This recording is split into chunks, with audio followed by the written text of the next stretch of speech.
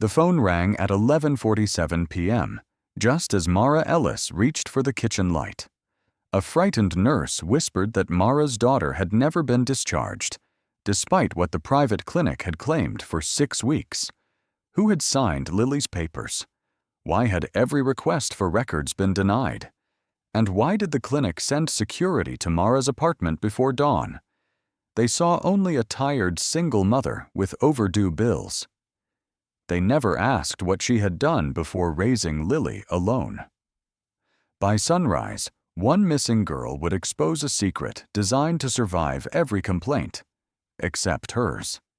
Stay until the end, because the final name on that file changes everything. At 4:16 a.m., the chain on Mara Ellis's apartment door jumped with the first blow. "Ms. Ellis, open the door." Ray Caldwell's voice filled the hallway. The radiator clicked twice, then died. Cold air slipped through the frame above Mara's socks. She held her phone in one hand, the recording screen still lit. "State your business." "We're here to recover confidential clinic property." "My phone isn't clinic property." Another knock. The brass chain shivered. Downstairs, a dog began barking. Ray lowered his voice. "You recorded a protected call. Hand over the device, and this ends calmly." On the table, Lily's school photograph leaned against an unopened bill. 17. Dark curls pinned behind one ear, smiling as if the camera had interrupted a joke. "What happened to my daughter?" No one answered. A woman behind Ray murmured, "Maybe we should wait." "Stay out of this," he said. Blue light slid beneath the door. "Ms. Ellis?" called another voice. "Bellwether Police. Open the door so we can check on you." "Who requested the welfare check?" "Riverstone Behavioral Center reported that you may be in crisis." Mara closed her eyes for one breath. The hall smelled of wet wool and lemon cleaner. "Officer, a Riverstone nurse called me at 11:47 p.m. She said my missing daughter was never discharged. 4 hours later, their security chief is here demanding my phone." Ray stepped closer. "That nurse violated policy. We need to contain private medical information." "Contain it from whom?" "From being misunderstood." Mara opened the door 3 inches, leaving the chain fastened. Officer Tessa Morgan stood nearest, 34, rain shining on her uniform. She studied Mara's phone, then Ray's folder. 2 clinic employees waited behind him, looking at the floor. Tessa asked, "Are you alone?" "Yes." "Do you intend to harm yourself or anyone else?" "No." Ray exhaled. "She's unstable. She has harassed staff for weeks." Mara lifted the phone. "Then say it again, while this records." Tessa turned to Ray. "Do you have a court order for the device?" "We have a privacy emergency." "That isn't a court order." The elevator chimed. Its doors opened onto an empty car smelling of hot metal, then closed. Ray opened his folder. She obtained information concerning multiple minors. "We cannot allow dissemination." Mara's thumb stopped above the screen. "The caller mentioned only Lily." Tessa's eyes sharpened. "Then why did you say multiple minors?" Ray did not move. Behind him, the younger employee crushed a paper cup. Coffee slipped over her knuckles, but she did not seem to feel it. Tessa faced Mara. "Keep the chain on. Email the recording to yourself and someone you trust." "Officer," Ray said, "you are interfering with a clinical matter." "No, I'm preserving potential evidence." Mara sent copies to herself and Thomas's former attorney. The progress bar crawled while rain tapped the stairwell window. 20%, 59, 84. Ray stepped forward. Tessa moved between him and the door. The upload finished with a soft chime. Then Mara's phone vibrated again. A message from an unknown number filled the screen. They moved her before midnight. At 6:42 the previous morning, Mara pressed the headset tighter while a driver complained about black ice on Route 18. "Take the service road," she said. "The bridge freezes first." A printer coughed behind her. Fluorescent light flattened the dispatch room, and burnt coffee clung to the air. Lily's school photograph leaned against unpaid envelopes on Mara's desk. When the driver signed off, she dialed Riverstone. "Patient services." "This is Mara Ellis. I'm calling about Lily Ellis." Keys clicked. "Ms. Ellis, we've discussed this." "Then tell me what time she left." 38. Celia ran patient services with silver glasses, pale nails, and a voice that always sounded rehearsed. "Your daughter discharged herself 6 weeks ago." "She was 17. She exercised the rights available to her." "Under what authorization?" "We cannot provide legal interpretation. I'm asking for a time." The heating vent rattled. Across the room, a driver lowered his radio. Celia said, "Lily requested that her location remain confidential. Before or after signing the discharge form. I'm not permitted to discuss protected information. You just told me what she requested." The silence changed. Mara played Lily's last voicemail. "Mom, I know you're working. Don't call the front desk. Something here is—" An inhale, a scrape, then nothing. Mara let the empty seconds run. Celia's keys stopped. "What was that?" "My daughter's last message. I can't authenticate a recording." "You recognized her." "I did not say that."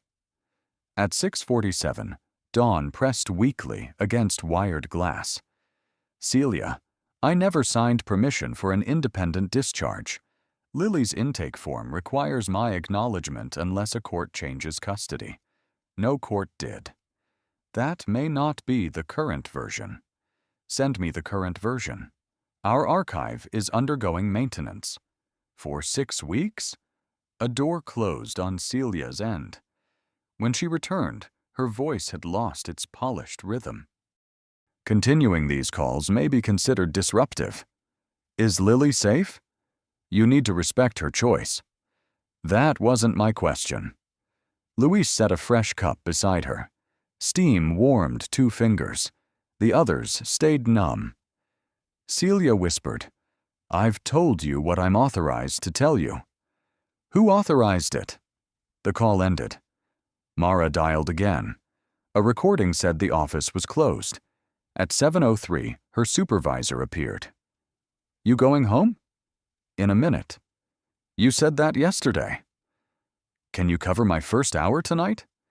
He glanced at Lily's photograph. "Where are you going?" "To ask for the paper they keep quoting." Outside, sleet ticked against the parking lot lights. Mara pulled on her faded navy coat and fastened the single button that still held. At the bus shelter, she replayed Lily's message through one earbud. A truck hissed through slush. She nearly missed it. Beneath Lily's cut-off breath came a metallic rattle, wheels crossing a grooved floor. Then a man's voice, distant but clear. "Not through the front." Mara rewound 5 seconds and listened until the bus arrived. Riverstone said Lily had walked out alone. Someone on that recording had been choosing which door she would use. At 9:18 a.m., Mara entered Riverstone with sleet melting from her navy coat. The lobby smelled of citrus polish and overheated carpet. A wall fountain whispered beside framed certificates. Behind reception, Emma Reed looked barely older than Lily. 23, copper braid, thumbnail pressed to every page before she turned it. "I need Lily Ellis's original discharge form." Emma's smile flickered. "Do you have an appointment?" "I have 6 weeks of unanswered calls." A man in a charcoal suit crossed the lobby. Dr. Grant Vale, 51, silver at the temples, spoke with practiced authority. "Ms. Ellis, I'm told you're distressed. I'm asking for a document." We understand separation can be difficult for a parent. Two mothers near the fountain stopped talking.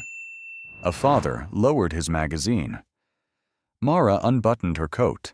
The top button hung by threads, so she fastened the only solid one. What time did Lily leave? Your daughter made an independent choice. She was 17. She was approaching adulthood and receiving guidance. Show me her signature. Vale folded his hands. Records cannot be displayed in a public lobby. Then take me somewhere private. That would not be clinically advisable while you're emotionally disoriented, the fountain whispered. No one spoke. Mara looked at Emma. You have the file open. Emma's hand covered half a form. The visible signature slanted sharply upward. On the intake sheet beneath it, Lily's writing curved left, each capital L looped low. Those signatures don't match, Mara said. Emma's thumbnail stopped. Vale stepped behind the desk and closed the folder. Untrained comparisons are unreliable. I didn't say they proved anything. You implied forgery. No, you did. One mother looked down. The father folded his magazine until the paper split. Vale lowered his voice. Your repeated contact is becoming disruptive. You offered me a support group after losing my daughter.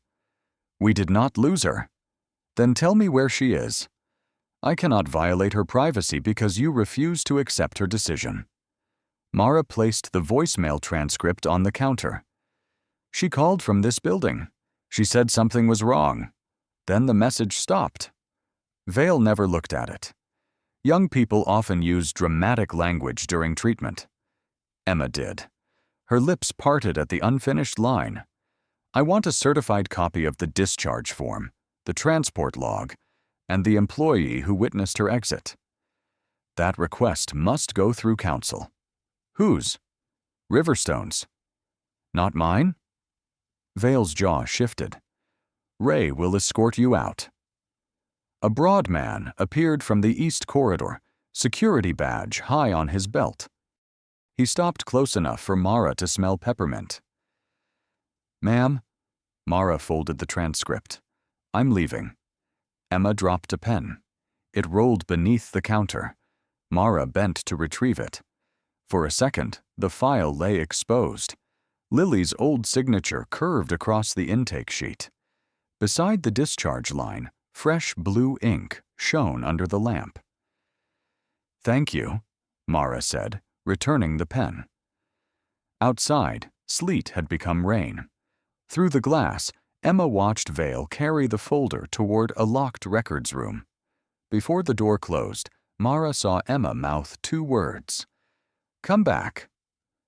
At 10:07 a.m., Mara returned to Riverstone with rain darkening her coat.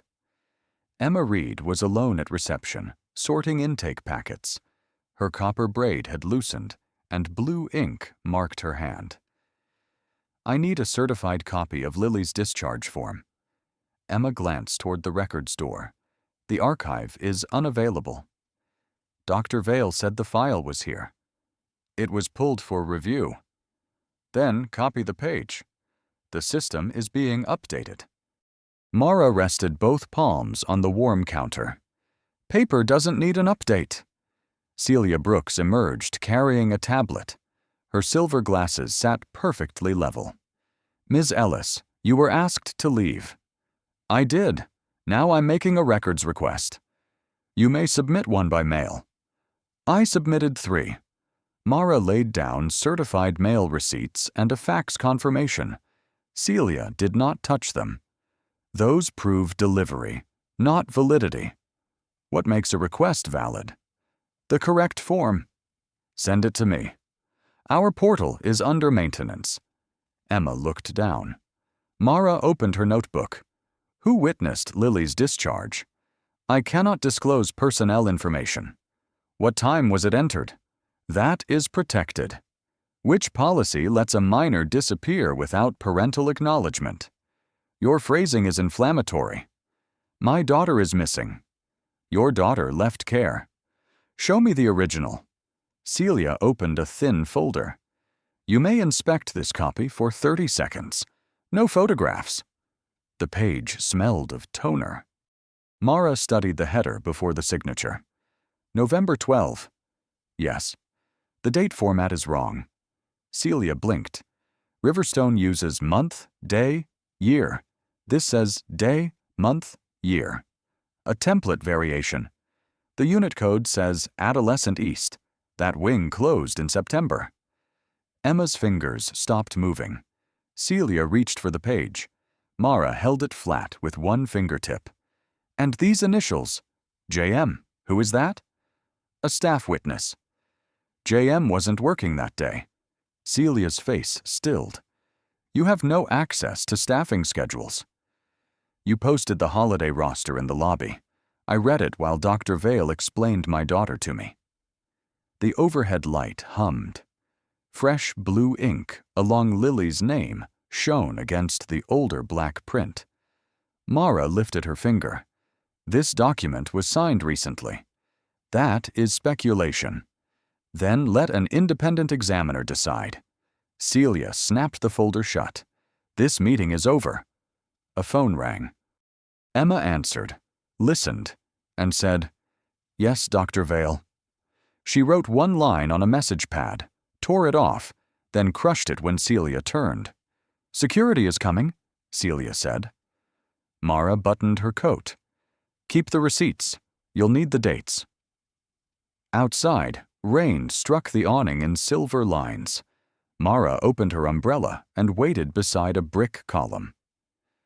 3 minutes later, Emma emerged carrying an empty recycling bin. She did not look at Mara. As she passed, her hand brushed Mara's sleeve. A damp scrap caught beneath the cuff. File 7B-441. East camera. Ask for transport log. Mara looked up. Emma was already inside, rubbing the blue number from her palm. Before leaving, Mara photographed her own receipts on the sidewalk. Through the glass, Celia carried Lily's folder toward the locked room, while a red camera light blinked above the east corridor. At 7:36, Mara found the envelope pushed beneath her apartment door. The paper was damp and unstamped. Inside was a Riverstone statement for $18,640, marked Final Notice in red. She carried it to the kitchen without removing her coat. The radiator clicked behind the wall, and onion soup cooled beside Lily's empty chair. Mara read the service dates, November 13th through December 2nd. Riverstone claimed Lily had discharged herself on November 12th. Her phone rang. Ms. Ellis? Nolan Pierce from Alliance Claims. You called about a dependent. His voice was young and calm. I have a bill for treatment after my daughter supposedly left. Member number? Mara read it. Keys tapped. I see inpatient behavioral claims. For what dates? A pause. November 13 through December 2. A skin had formed on the soup. Mara touched the red line crossing Lily's name. Who submitted them? I'm not authorized to identify providers beyond the statement. It says Riverstone. Did they submit them? More typing. A printer started near him. Yes. Were they paid? Partially. What patient status code did they use? Nolan went quiet. How do you know there is a status code? Because claims require one. I'm placing you on hold. Soft piano filled the kitchen. Mara lined her gloves beside the bowl. Lily's grocery list still ended with strawberries in green ink. Nolan returned. The claims indicate continuous residential care. Continuous? Yes. So either my daughter remained in treatment, or Riverstone billed for care it didn't provide. I can't interpret that. Read me the discharge date attached to the claim. I shouldn't. You confirmed the treatment period. His chair creaked. December 2nd. Mara wrote it beneath File 7B-441. Was there a transfer code? Only distant voices remained. Nolan? I'm being told to end the call. By whom? My supervisor. Before you do, preserve the call log. I can't promise that. You can note that a parent reported conflicting discharge dates. A swallow clicked near the microphone. I can enter a member concern. Use the word discrepancy. All right? A sharper voice spoke behind him. Nolan said quickly, I'm sorry. I can't discuss this account further. Did Riverstone contact you? The call disconnected. Mara held receiver to her ear. The apartment smelled of cold broth and wet wool.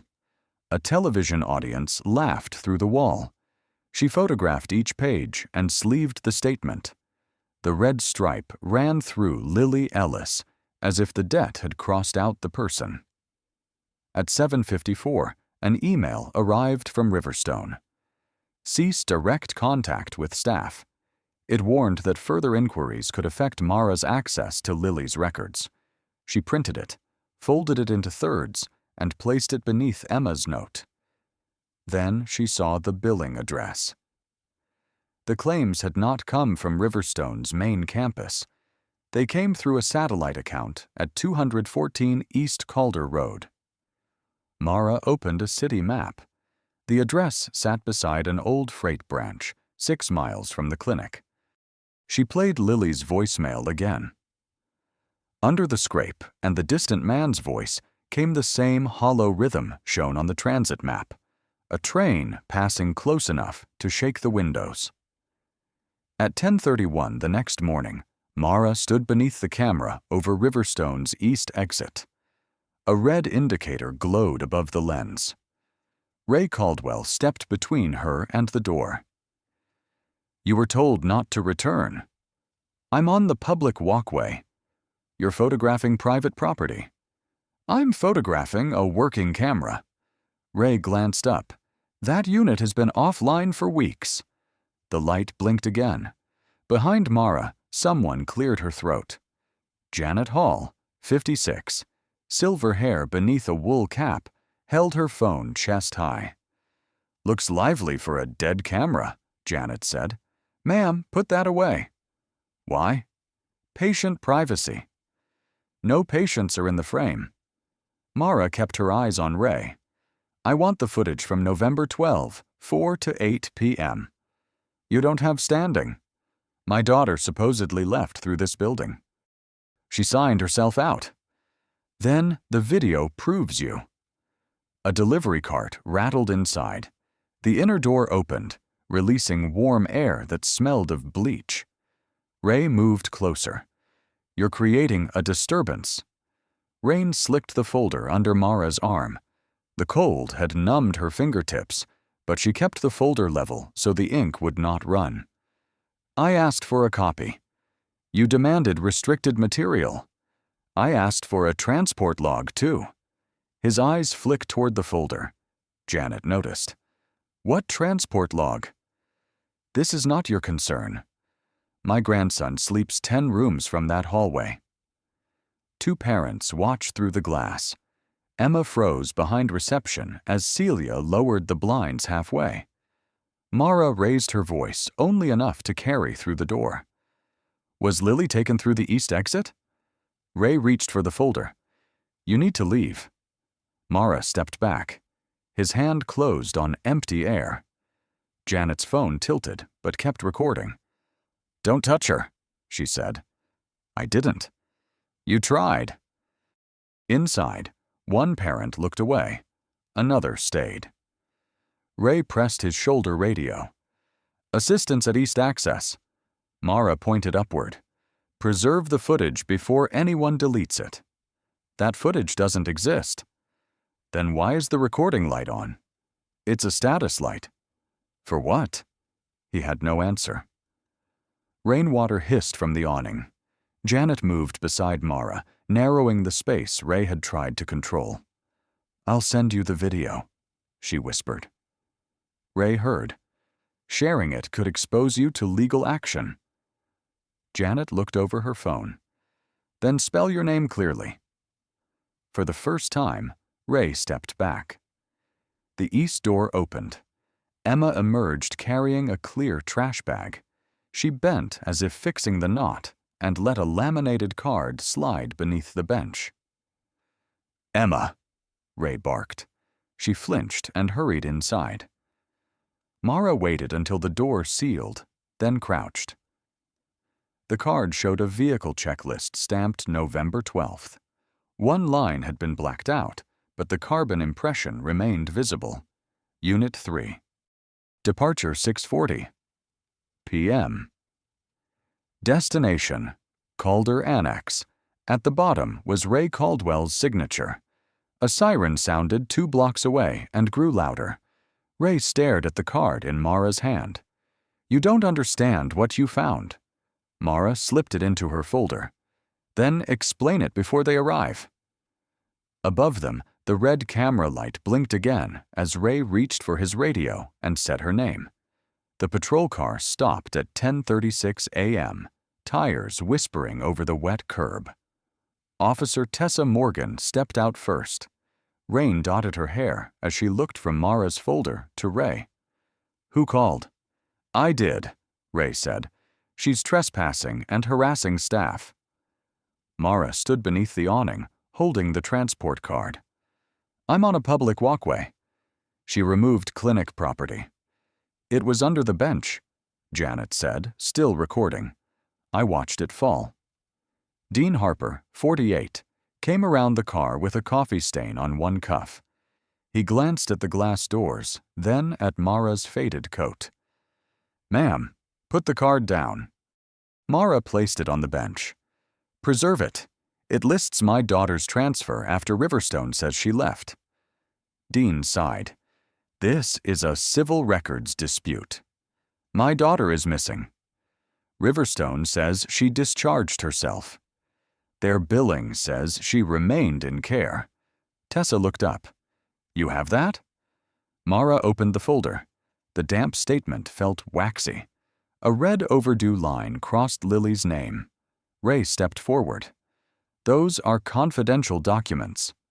They were mailed to me. Ms. Ellis has been escalating," he told Dean. "Dr. Vale believes she may be in crisis." Behind the glass, parents gathered. Celia stood with folded arms. Emma held files against her chest until the corners bent. Dean nodded toward Mara. "Turn around." Janet lowered her phone. "For what?" "Failure to leave after notice." "I left yesterday," Mara said. "No one gave me a lawful order today." Dean reached for her wrist. The cuff touched her skin, cold enough to make her fingers open. The transport card slid from the bench and landed face up in a puddle. Mara did not pull away. "Please," she said to Tessa, "read the destination before the ink runs." No one moved. Rain ticked against Janet's phone. Inside, the lobby fountain whispered. One watching father turned toward the wall. Tessa lifted the card by its edges. "Calder Annex, November 12th, 6:40 p.m. Ray's radio crackled. Tessa glanced at the camera above the exit. Its red indicator blinked. "You said that camera was offline?" It was. "It's active now. A light proves nothing. Then the footage will." Dean fastened the second cuff. The metal pressed beneath Mara's sleeve. Ray opened the east door. "We're done here." Mara looked at Emma. The receptionist's lips moved without sound. "Sorry." Tessa slipped the card into an evidence sleeve. Dean frowned. "Why are you logging that?" "It may relate to a missing minor." "Riverstone's counsel will address any misunderstanding," Ray said. Tessa held up the bill. Treatment continued through December 2nd. Accounting delay. The card says Calder Annex. A partner facility. Mara raised her head. "Then you knew where she was." The parents went still. Ray reached for the door, but Tessa blocked it with one boot. "Where is Lily Ellis now?" "I'm not authorized to discuss patients." "You were authorized to have her mother arrested?" Dean's grip loosened. Dr. Vale appeared down the corridor and pointed toward Mara. Emma stepped backward. A white box fell from the files in her arms. It struck the tile and opened. 3 patient wristbands spilled out, each marked discharged. One bore Lily's name. At 11:14 a.m., the temporary order slid across the clerk's counter. 200 yards from Riverstone, Dean Harper said. No calls to staff. No indirect contact. Mara read every line before signing. Pale bands circled her wrists. Tessa stood by the vending machines. This doesn't stop her reporting a missing child. It prevents escalation, Dean said. Whose? Mara asked. He looked away. Outside, rain needled the steps. Janet waited beneath the arch, her phone under plastic. I sent the video to you and my daughter, she said. I know a reporter too. Don't post it yet. After what they did? If it goes public now, they'll call it harassment. Janet studied her. You've done this before. A long time ago.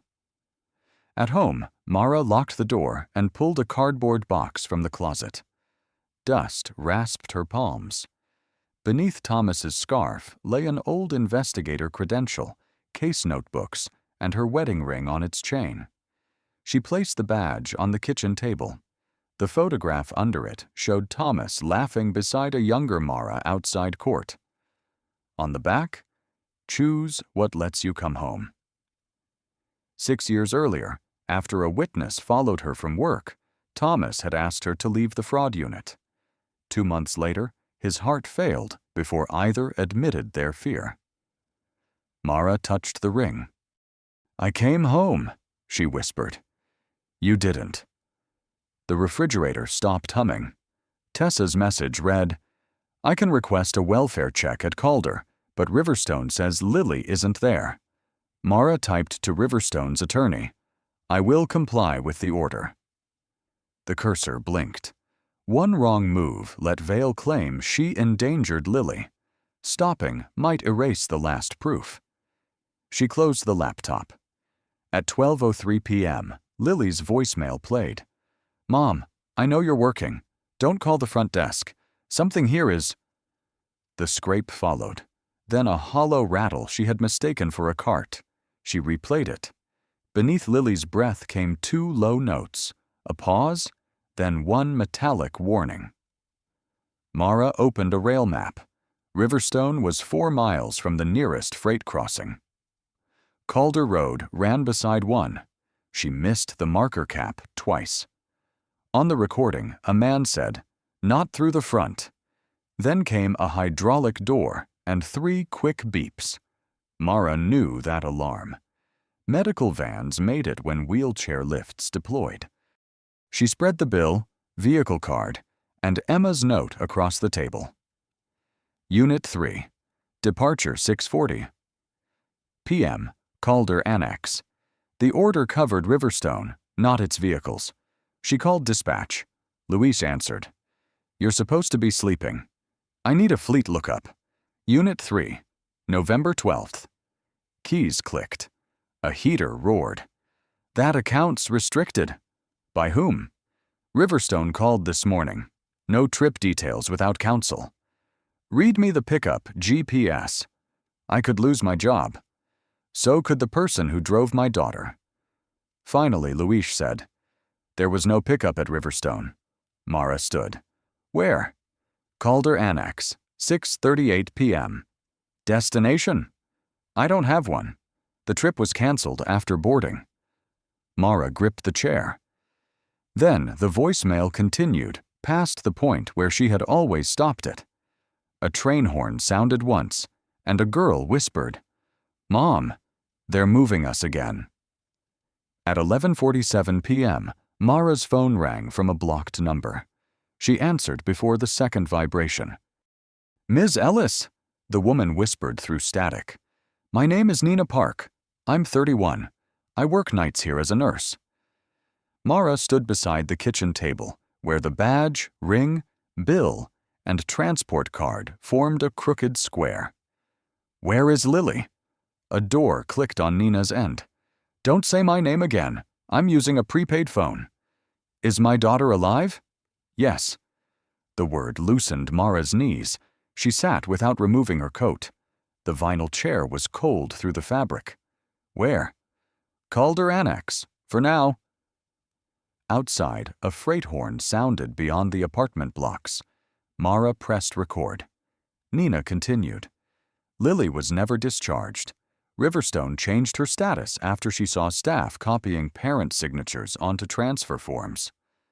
"How many patients?" "I don't know. More than Lily." A cart squealed near Nina. She stopped speaking until it passed. What did Lily see? Consent pages, blank forms with signatures already attached.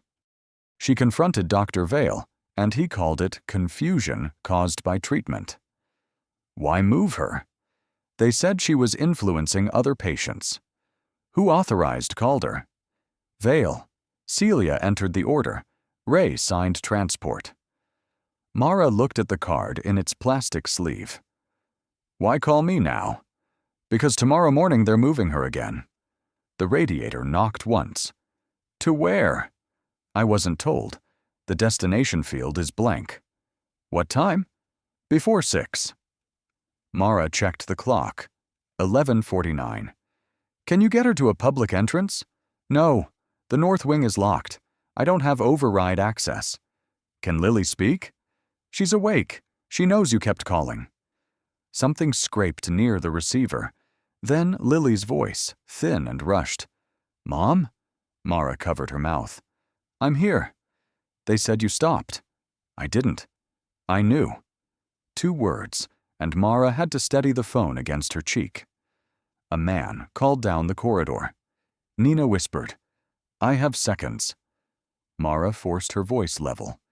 Don't try to leave. Don't argue. Stay where there are cameras. There aren't cameras in this hall, Lily said. The line crackled. What can you see? A green exit sign, laundry carts, a window with wire in it. Can you hear trains? One just passed. Anything with an address? Mom. Footsteps approached. Nina took the phone. The building used to be St. Orison Sanatorium, East Service Road, beside the freight branch. That's all I know. Send a photograph of any door plate. I can't risk it. You already did. Nina went quiet. Mara softened her voice. I'm not asking you to be brave. Leave one fact they can't erase. A lock turned. Nina whispered, Room N-17. The call ended. Mara copied the recording to 3 accounts and texted Tessa.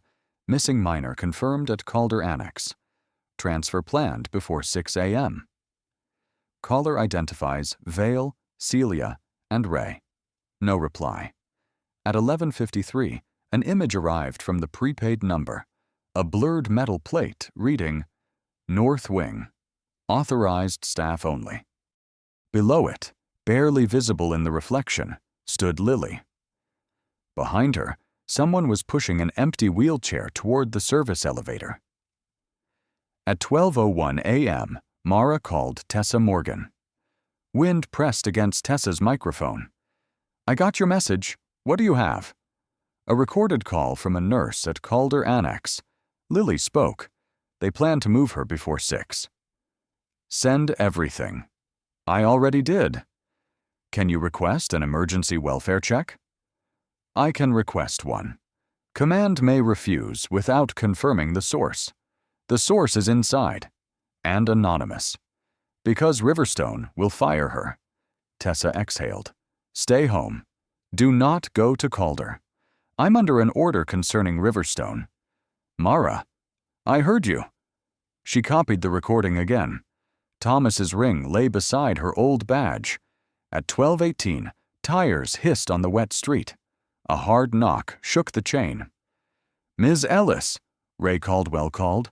Open the door. Through the peephole, Ray stood with 2 clinic employees. One rubbed coffee from her knuckles. What do you want? Property containing confidential patient information. My phone is not your property. You recorded a protected clinical conversation. How do you know? Ray's mouth tightened. Open the door. Another knock. The chain trembled. Blue light rolled across the ceiling. Tessa came up the stairs with Dean Harper behind her. We reported an escalating mental health crisis. Tessa faced the door. Mara, are you alone? Yes. Are you planning to harm yourself or anyone else? No. Ray stepped closer. Her behavior has become obsessive. She's distributing private records. Mara opened the door 3 inches, leaving the chain latched. Cold air slid over her feet. Ask him why a private clinic sent security to seize evidence before police checked the address I gave you. Dean looked at Ray. Do you have a warrant? This is a medical privacy emergency. That isn't a warrant, Tessa said. Ray lowered his voice. The recording mentions other minors. We must prevent unlawful disclosure. The nurse mentioned only Lily. Tessa looked at Ray.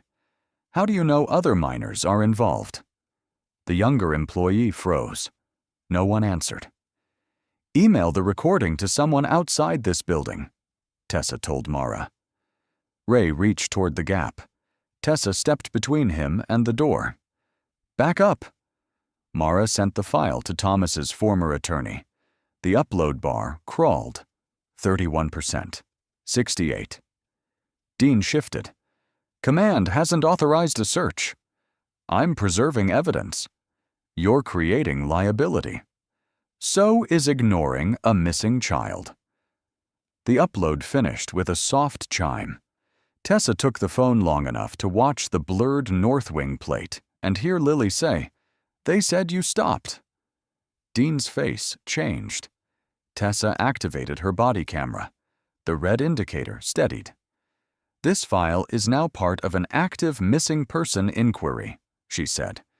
Any attempt to remove or destroy it will be documented. Ray's polished calm cracked. You don't understand the clinical context. Then explain it at the station. Mara's phone vibrated. Unknown number. They moved her before midnight. A second message appeared. Unit 3, left Calder at 11:58. No destination logged. Tessa read it through the narrow opening, then looked at Dean. Call dispatch, she said. We're not going to Calder anymore. At 12:07 a.m., Tessa's radio crackled with a plate match. Unit 3, white medical transport van, eastbound on Calder Service Road. Dean was already moving. County unit is 6 minutes out. Too long, Tessa said. Mara, stay here. Mara looked at Ray. He knows where they're taking her. Ray said nothing. Tessa held his gaze. Tell me now, or explain why you let a missing minor disappear twice. The younger clinic employee began crying silently. Coffee had dried across her cuff. Ray's jaw tightened. Old St. Orison, north entrance. That's Calder, Mara said. They cleared the annex. The van circles back through the freight yard when they think they're watched. Tessa raised her radio. Redirect all units to St. Orison North Service Road. Possible concealed transport involving minors. By 12:26, sleet struck the patrol car. Mara sat in back under a gray emergency blanket smelling of plastic and dust. St. Orison rose beyond the tracks, 4 stories of black windows and pale brick. A green exit sign glowed behind frosted glass. A child services investigator unlocked the side entrance. The building answered with humming pipes, rubber wheels, and a distant crossing bell. Dr. Iris Mendez met them by the stairwell. 45, dark hair streaked at one temple. She wore scrubs without a coat. I'm the independent pediatric psychiatrist on call, she said. You may come to the north wing, but you cannot rush her. Is Lily there? Iris studied Mara before answering. Yes. They crossed a tiled hall smelling of bleach and damp plaster. At the 4th door, Iris raised one hand, She's been told for weeks that contact with you would worsen your condition. Mara gripped the blanket. Does she believe that? She doesn't know what to believe. A shadow moved behind the frosted panel. Mara stepped closer, but left the handle untouched. Lily? Nothing. Then a palm appeared against the glass. Mara placed her hand over it. The pain was cold enough to sting. I'm here. On the other side, Lily's fingers spread. I kept calling, Mara whispered. The door stayed closed while Iris checked Lily, asked 3 quiet questions, and confirmed she wanted the meeting.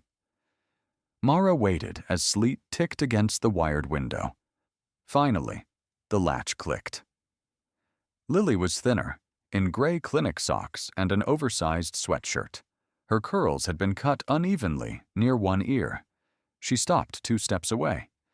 They said you signed the transfer. I didn't. They said you asked them not to let me call. I never did.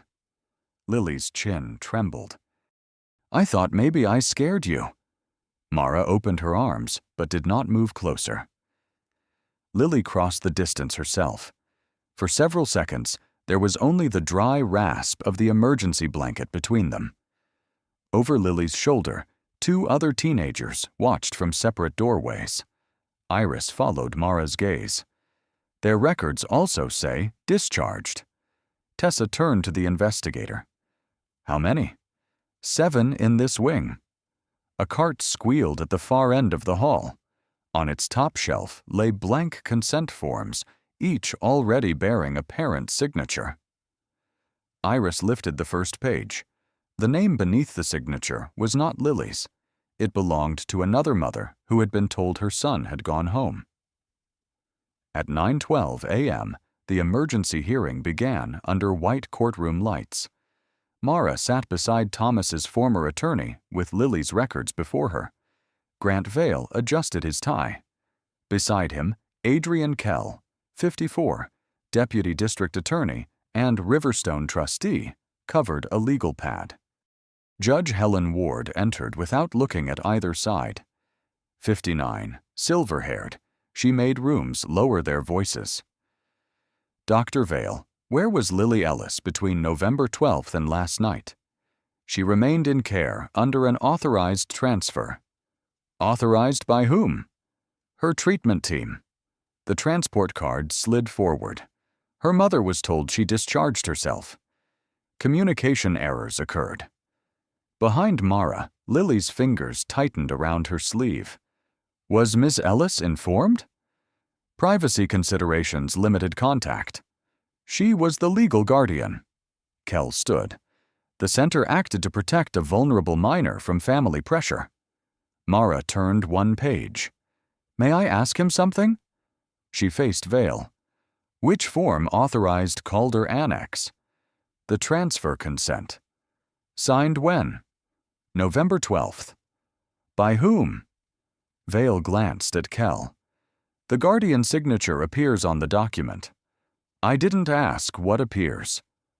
The court reporter's keys stopped. Mara placed Lily's intake signature beside the transfer page. The date format is wrong. The unit code was retired. The witness initials belonged to someone off duty. The electronic approval was added 3 days later. Kell said, Ms. Ellis is not a document examiner.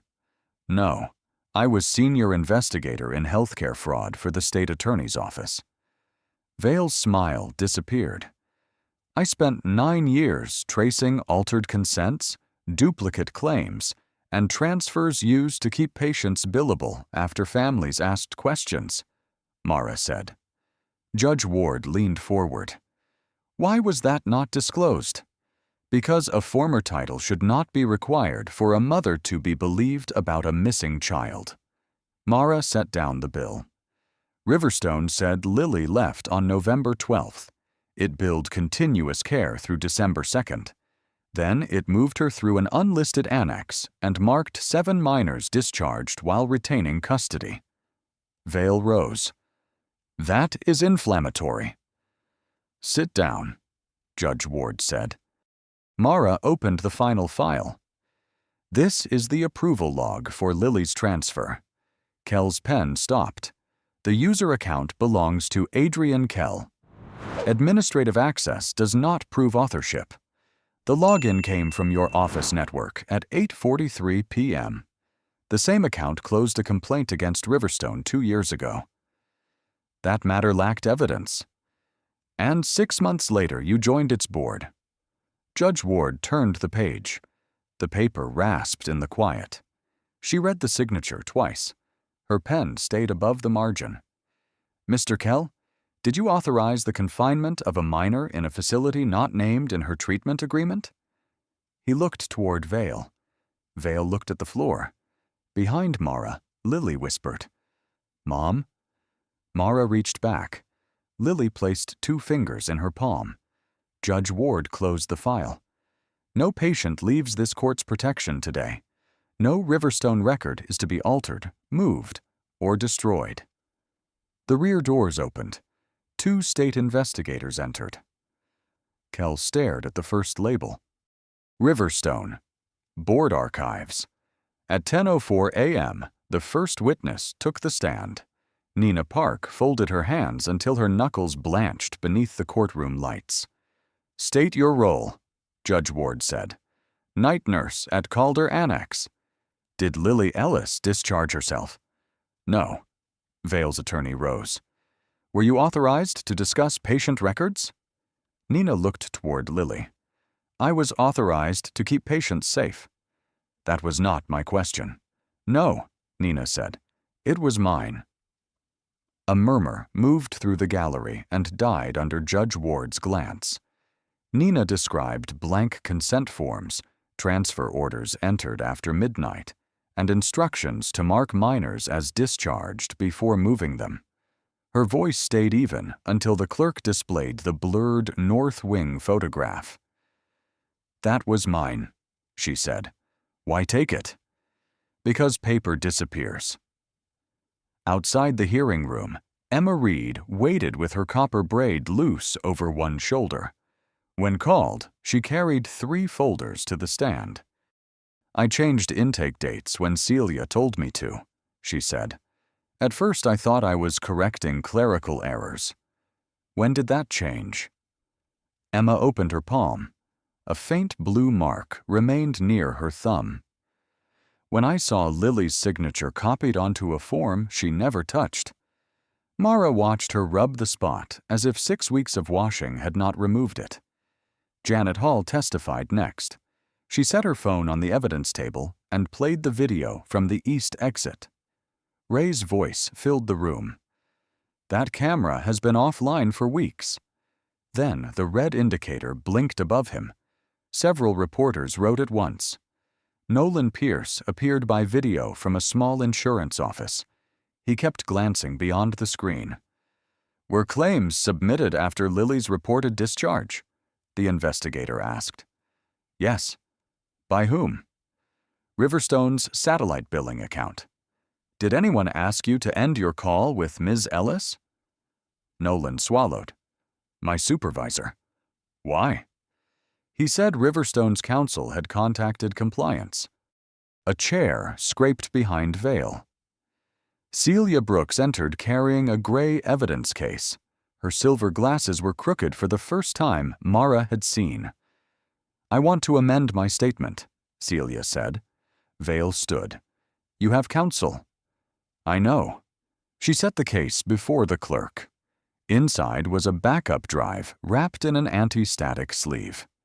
"I changed patient statuses under Dr. Vale's instruction," she said. "Mr. Kell's office approved the transfer template. I kept a copy because every correction erased the name of whoever ordered it." "Why keep it?" Judge Ward asked. Celia looked at Mara. "Because I knew one day they would leave only mine." Ray was called last. He stared at the floor while transport logs appeared on the monitor. "Is that your signature?" "Yes." "Did you verify the destinations?" "No." "Did you ask why discharged minors were transported at night?" Ray's shoulders sank. "No." In the second row, Lily sat beside Iris Mendez. When Ray finally looked up, she did not turn away. The clerk connected Celia's drive. Rows of names filled the screen. Dates, transfers, deleted objections. Then a final column opened. Each entry listed the staff member assigned to silence the parent complaint. Beside Mara Ellis's name were 4 words: unstable, discredit before contact. At 2:18 p.m., a settlement check crossed the table. Mara left it. Riverstone's attorneys sat beneath pale lights. Ruth Calloway, 62, chair of the State Licensing Commission, opened a yellow legal pad. The amount covers counseling, lost wages, and distress, an attorney said. What does it require? A mutual release. And silence? A standard non-disparagement clause. Lily sat beside Iris Mendez, hands around a paper cup. The lid clicked whenever her grip tightened. Mara pushed the check back and placed a handwritten list beside it. 10 names from the annex files and 2 children with no current address. This is what matters. Ruth uncapped her pen. What do you want? Notice before any minor is transferred. 1 copy to the guardian, 1 to a state portal. That creates an operational burden, the attorney said. So did finding my daughter. Rain tapped the windows. External audits of consent signatures. Mara continued. No patient marked discharged while still in custody. A reporting line outside clinic management. And enforcement? Unannounced inspections. Billing matched against the physical census. Automatic review when a parent says a child's location is withheld. A commissioner shifted. Statewide rules because of 1 provider? Celia's backup drive sat sealed near the window. 1 provider showed you where the gaps are. Would you accept a pilot program? Ruth asked. No. It may be faster. Then issue temporary emergency rules and give lawmakers 6 months. Ruth's pen stopped. You have done this before.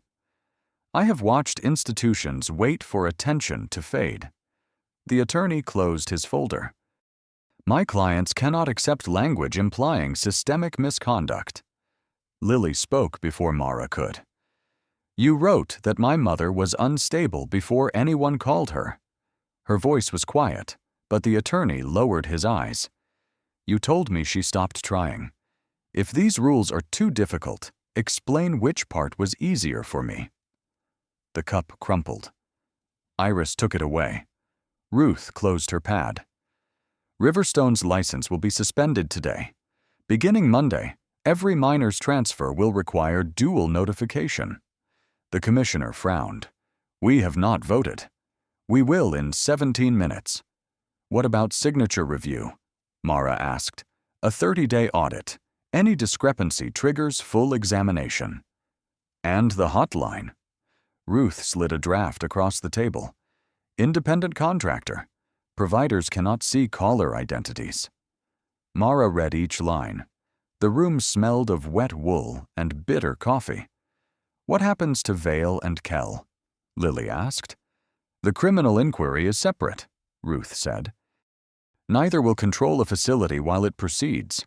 Ray Caldwell's certification is suspended. Mara folded the draft but left the check. At 3:07, the commission voted unanimously. Reporters waited beyond the glass doors. Mara walked past them with Lily, matching her slower steps. At the elevator, Lily turned. They listened because you knew the system. Mara pressed the lobby button. No, she said. They changed it because you survived what they called paperwork. The doors closed. On the final page, beneath the new rules, one blank line remained. Name of first independent hotline operator. 3 months later, Lily placed 2 mugs on the kitchen table and turned both handles toward Mara. The apartment smelled of cinnamon tea and wet pavement. Between the mugs stood Thomas's photograph, no longer buried in a box. You still take yours without sugar? Lily asked. I still forget to drink it. That part I remember. Her curls had begun to grow past the uneven cut near her ear. She attended school 4 mornings a week, with Iris Mendez checking in every Friday. Mara had stopped measuring progress by how much she said. The new hotline rang at 6:14 p.m. On the commission form, the final blank line now held Mara's name, Independent Family Advocate. Lily nodded toward the phone. "You should answer." A woman whispered that a treatment center had moved her son without telling her. Mara opened a fresh file. "Start with the last time you heard his voice," she said.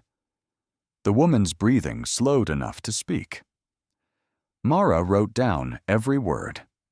That week, the state released its first audit.